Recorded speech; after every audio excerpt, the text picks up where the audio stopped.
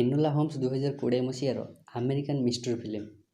ଏହା ଏକ ବୁକ୍ର ସିରିଜ୍ ଯାହାର ନାଁ ନ୍ୟାନ୍ସି ସ୍ପେନ୍ସର। ଏହାକୁ ହ୍ୟାରି ବ୍ରାଡବେରୀ ଡିରେକ୍ଟ କରିଛନ୍ତି।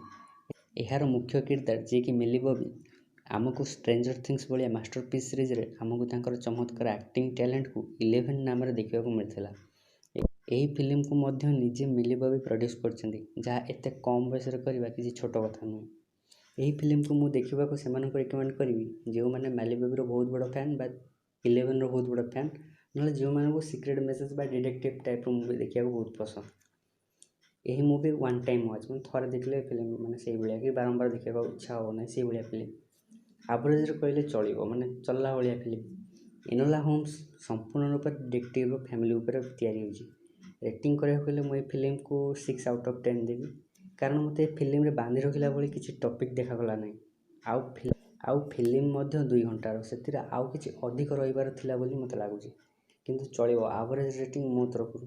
ଏମିତି ଫିଲ୍ମ ଦେଖିବାକୁ ଯିବା ପୂର୍ବରୁ ସେରଲକ୍ ହୋମ୍ସ ଡିଟେକ୍ଟିଭ୍ ଭଳିଆ ଫିଲ୍ମ ହେବ ବୋଲି ଆଶା ନକରି ଦେଖିବାକୁ ଗଲେ ମୁଁ ପରାମର୍ଶ ଦେବି, କାରଣ ଏଥିରେ ମିଲି ବବି ଡିଟେକ୍ଟିଭ୍ ହେବା ଆରମ୍ଭ କରୁଛନ୍ତି ଆଉ ସେ ଷ୍ଟୋରି ଠାରୁ ଏ ଷ୍ଟୋରି ସମ୍ପୂର୍ଣ୍ଣ ଅଲଗା। କିନ୍ତୁ ଚଳିବ ଆଭରେଜ ରେଟିଂ ମୋ ତରଫରୁ।